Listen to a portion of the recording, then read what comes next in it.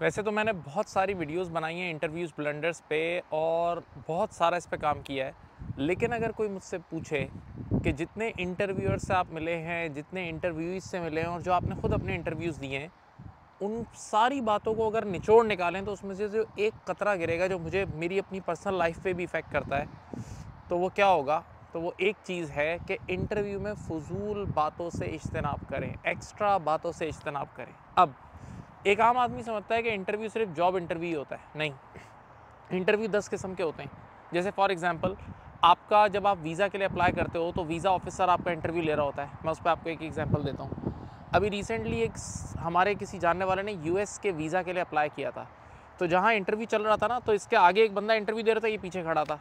तो जो आगे वाला बंदा था ना, उसने एक्स्ट्रा बातें शुरू कर दी उस वीज़ा ऑफिसर के साथ कि मैं ये हूँ, मैं वो हूँ, और बातों बातों में बोल पड़ा कि मेरा ऑनलाइन का भी बहुत बड़ा काम है और मैं ऑनलाइन टीचिंग या कुछ करता हूँ।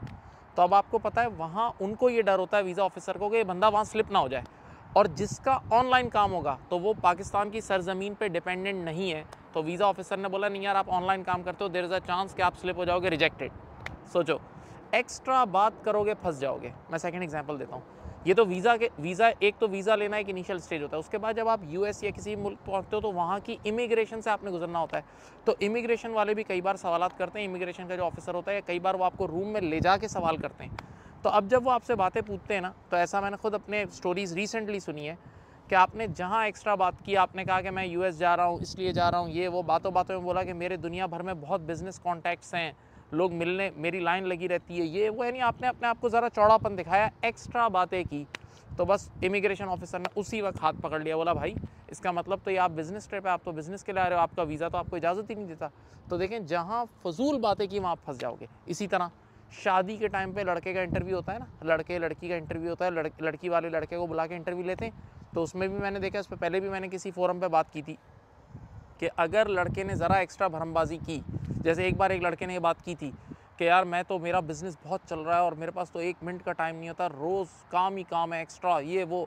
तो अब लड़की वाले समझ गए कि ये तो बहुत बिज़ी है, और जब ये बिज़ी है तो हमारी बेटी को क्या टाइम देगा। तो यहाँ उसको रिजेक्शन मिल गई।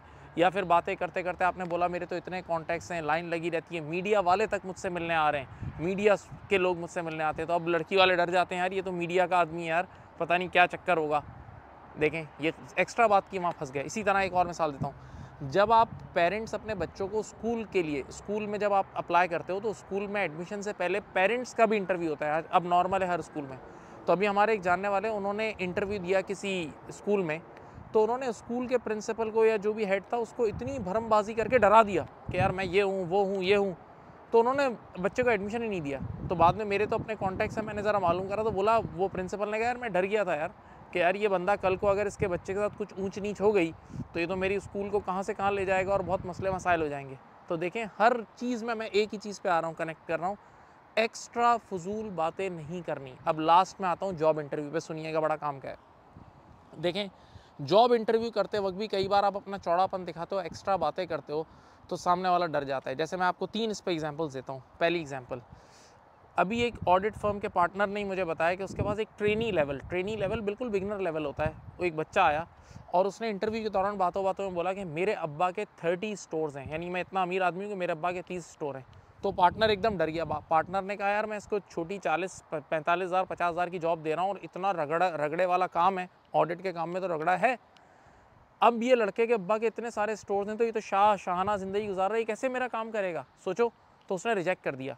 तो बहरहाल ये एक्स्ट्रा बात करोगे फंस जाओगे। इसी तरह चौड़ापन से आप फंस जाओगे। इसी तरह हमारे एक जानने वाले कोई एसीसीए के टीचर थे, किसी चार्टर्ड अकाउंटेंसी के, और फिर वो ए लेवल्स की इंडस्ट्री में अप्लाई कर रहे थे। तो वो ए लेवल्स की इंडस्ट्री में जहाँ भी इंटरव्यू देने जाते थे ना, तो वहाँ के जो हेड होते थे ना, उनके साथ उनसे बातचीत करके उनको टेक्निकल लेवल में उनको हरा देते थे कि यार मुझे तो ये वाला आईएएस भी आता है, ये भी आता है, ये वो। तो वो पूरी इंडस्ट्री डर गई थी कि भाई ये तो हमें खा जाएगा। फजूल बातें की ना, जहाँ फजूल बात की आप गए। इसी तरह एक और हमारे दोस्त थे, वो मल्टीनेशनल बैंक में थे। तो उसके बाद उन्होंने किसी और बैंक के लिए बहुत हाई डिपार्टमेंट में अप्लाई किया, कोई गवर्नमेंट की बैंक थी क्या थी, तो वहाँ सारे बाबे शाबे थे। तो इन्होंने वहाँ जाके उनको ओवर इम्प्रेस कर दिया, यानी बड़ी बड़ी एग्जाम्पल्स और बड़ी बड़ी बातें। बस वो डर गए, उन्होंने कहा ये तो हमें खा जाएगा, रिजेक्टेड। तो पूरी कहानी का लुब्बे लुबाब सेंट्रल आइडिया ये है कि भाई साहब फजूल बातें नहीं करनी, बस जो सवाल पूछा जा रहा है चुपचाप जवाब दो, मुमकिन है उसी में हो जाएगा। जहां आपने ये सारे इंटरव्यूज़ मैंने आपको बता दिया ना, जहां होशियारी की और गए। उम्मीद है आपको फ़ायदा हुआ होगा इस वीडियो से। इसको शेयर करें, इस पर कॉमेंट करें अगर पसंद आई है। अपना बहुत ख्याल रखिएगा। अल्लाह हाफ़िज़।